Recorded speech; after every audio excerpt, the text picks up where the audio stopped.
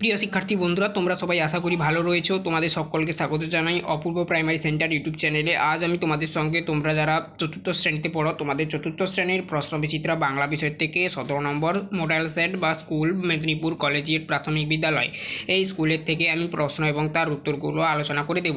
চ্যানেলে নতুন থাকলে চ্যানেলটাকে সাবস্ক্রাইব করবে। আর তোমরা যেহেতু ছোট, তোমরা যদি না করতে পারো, তোমাদের বাড়ির বড়োদেরকে বলবে ওনারা যেন সাবস্ক্রাইব করে নেয়। ঠিক আছে, চলো শুরু করছি।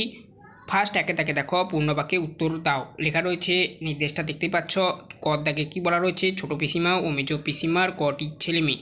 এই প্রশ্নটার উত্তর লিখবে 4 জন। ঠিক আছে, জন এখানে দিয়ে দিবে। ঠিক আছে, 4 জন। তাহলে কি হলো? ছোটো পিসিমা ও সেজ পিসিমার কটি ছেলে মেয়ে? এখানে 4 লিখবে, কিন্তু 4 জন লিখলে শুনতে ভালো লাগে, তার জন্য 4 জন দিয়ে দেবে। ঠিক আছে, তারপরে দেখো খদ্দাকে প্রশ্ন দেওয়া রয়েছে। আমি সাগর পাড়ি দেব কবিতায় কবি কাদের জলদস্যু বলেছেন? কি লিখবে? দাঁত নখওয়ালা প্রাণীদের কবি জলদস্যু বলেছেন। আমি এখানে যা সূত্রগুলো লিখে দিয়েছি, তোমরা পূর্ণবাক্যে লিখবে। ঠিক আছে, গদ দাগে প্রশ্ন দেখো।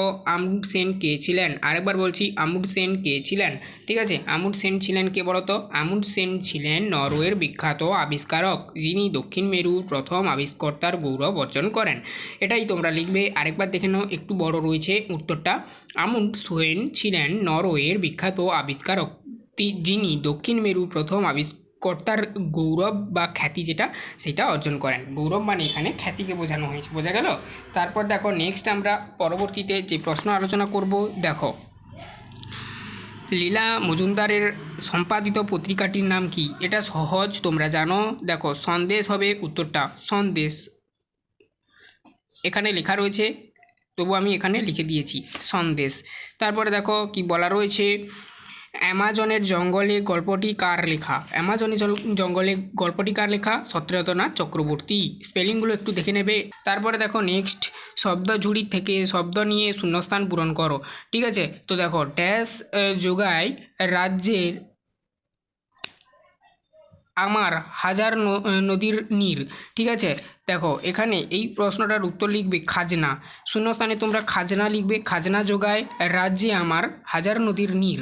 ড্যাশ নাকি আমাজনের বিপদ আপদে মানুষকে রক্ষা করে? কে বলতো? বোতো। বোতো হবে শূন্যস্থানে। এখানে দেখবে বোতো লেখা রয়েছে, আর আগেরটা ছিল খাজনা লেখা রয়েছে। সেজ পিসিমার মেয়ে একটি পাক্কা ড্যাশ। কী হবে বলতো? টম বয়। টম বয় ওখানে ঝুড়িতে লেখা রয়েছে, দেখতে পাচ্ছ, এই যে টম বয়, এটা হবে। ক্যাপ্টেন স্কটের মৃতদেহর সঙ্গে তার ড্যাশ পাওয়া যায়? ডায়েরি অবশেষে পড়েছিল, তো ডায়েরিটা সেদিক দিয়ে হয়ে যাবে এখানে শূন্যস্থানে। কবিতায় ঠিক পরের লাইনটি লেখো। কবিতার ঠিক পরের লাইনটা দেখো, ঘমটায় ফাঁক রায়। ঠিক আছে, ঘন্টায় ফাঁক রয় কী হবে বলো তো? মন উন্মন গো। মন উন্মন গো, হস্যৌ দন্তনয় ম দন্তন্য উন্মন গো, মন উন্মন গো। এই এই শব্দটা এখানে বসবে, স্পেলিংটা মন উন্ময় গো। ঠিক আছে, ঘমটায় ফাঁক রয়, ঘমটায় ফাঁক রয় মন উন্মন গো। নির্দেশ অনুযায়ী উত্তর দাও। কি বলা রয়েছে দেখো তো? দক্ষিণ মেরুতে পৌঁছানোর পরও ক্যাপ্টেন স্কট কেন খুশি হতে পারেননি? ফেরার পথে তিনি যে বিপদের সম্মুখীন হয়েছিলেন তা নিজের ভাষায় লেখো। তো দেখো এখানে প্রশ্নটা ছিল যে দক্ষিণ মেরু পৌঁছানোর পর ক্যাপ্টেন স্কট কেন খুশি হতে পারেননি?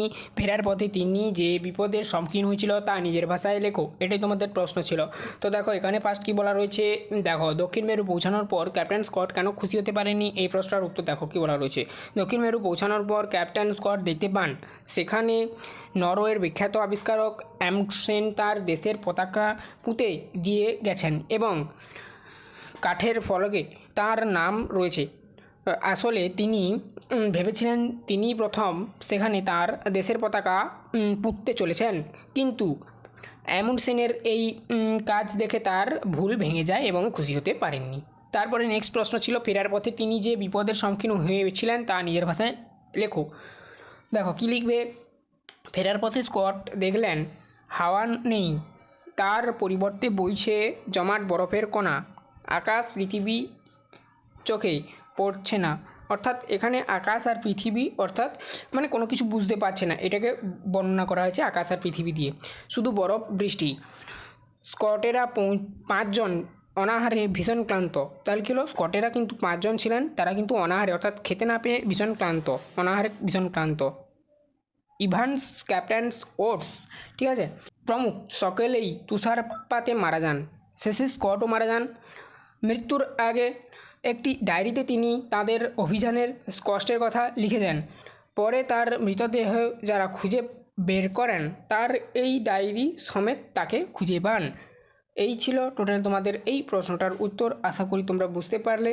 এরপর দেখো নেক্সট কী কী প্রশ্নগুলো রয়েছে তার উত্তরগুলো আমি বলে দিচ্ছি। তো এরপর দেখো নেক্সট আমরা কি বলা রয়েছে, শব্দার্থ লেখো 5 দাগে। স্তব্ধতার শব্দার্থ হবে কি? নীরবতা, ঠিক আছে। তারপরে দেখো নেক্সট পাল্লার শব্দার্থ হবে কি? দেখো প্রতিযোগ মানে পাল্লা। তারপরে দেখো নেক্সট কি বলা রয়েছে, বিপরীত শব্দ লিখে তা দিয়ে বাক্য রচনা করো। দুরন্তর যে বিপরীত শব্দ শান্ত, আর তার বাক্য রচনা হবে রাম খুব শান্ত ছেলে, ঠিক আছে, এটা লিখে দেবে। তারপর দেখো নেক্সট আমরা পরবর্তীতে যে প্রশ্ন রয়েছে তার উত্তরগুলো বলে দিচ্ছি। দেখো নিচের বাক্যগুলি কোন বচনের ব্যবহার হয়েছে তা লেখো বলা রয়েছে আর কি, বা ব্যবহার হয়েছে লেখো। এরকমও শুধু নির্দেশ দেওয়ার মানে থাকতে পারে তোমাদের হচ্ছে প্রশ্নপত্রে, কিংবা ব্যবহার হয়েছে তা লেখো এরকমও নির্দেশ দেওয়া থাকতে পারে। কদ্দাকে দেখো আগুন জ্বেলেছে বনে বনে। এখানে এই প্রশ্নটার উত্তর হবে এই যে বহুবচন। কোনটা বলতো বহুবচন হবে? এই যে বনে বনে, এইটা বহুবচন হবে। ছাত্রগণ মন দিয়ে পড়ছে, এখানে ছাত্রগণ এটা কিন্তু কি হবে বলতো? বহুবচন, ঠিক আছে, ব্যবহৃত হচ্ছে ছাত্রগণ শব্দটা। তারপরে দেখো এমন দেশটি কোথাও খুঁজে পাবে না কো তুমি। এইখানে দেশটি কিন্তু এটা কিন্তু এক বচন হবে, ঠিক আছে, এক বচন। তারপরে দেখো নেক্সট নির্দেশ অনুযায়ী পুরুষ পরিবর্তন করো। বসে বসে দেখি, এটা হবে কি? মধ্যম পুরুষ।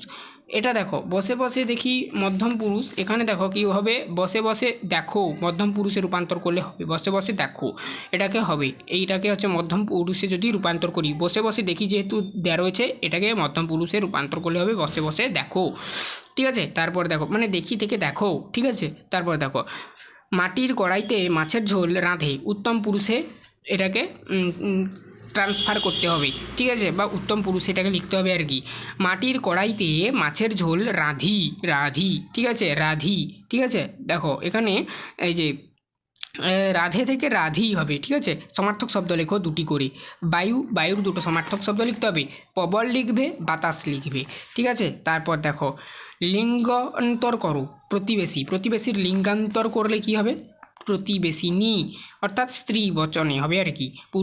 পুরুষ বচন থেকে স্ত্রী বচনে লিঙ্গান্তর এটাকে বলা হয়। পুংবচন থেকে স্ত্রী মানে পুংলিঙ্গ থেকে স্ত্রীলিঙ্গে, ঠিক আছে। তো পুরুষ বচন থেকে স্ত্রী বচনে প্রতিবেশিনী, ঠিক আছে। তো এই ছিল আজকের প্রশ্ন এবং তার উত্তর। আশা করি তোমরা বুঝতে পারলে। চ্যানেলে নতুন থাকলে চ্যানেলটাকে সাবস্ক্রাইব করবে। তোমরা যেহেতু ছোটো, তোমাদের বাড়ির সবাইকে বলবে তারা যেন সাবস্ক্রাইব করে দেয়, তোমরা যদি না করতে পারো। আর এরপর আমি নেক্সট পরবর্তী যে 18 দাগে যে স্কুলটি রয়েছে, অর্থাৎ মৃণালিনী উচ্চ বালিকা বিদ্যালয় প্রাথমিক বিভাগ, এই স্কুলের প্রশ্ন এবং তার উত্তরগুলো নিয়ে এমনিভাবেই আলোচনা করে দেব। সমস্ত ক্লাসগুলো প্লেলিস্টের মধ্যে পাবে। প্লেলিস্টের লিঙ্ক এই ভিডিও ডেসক্রিপশানে দেওয়া রয়েছে, অবশ্যই চেক আউট করবে।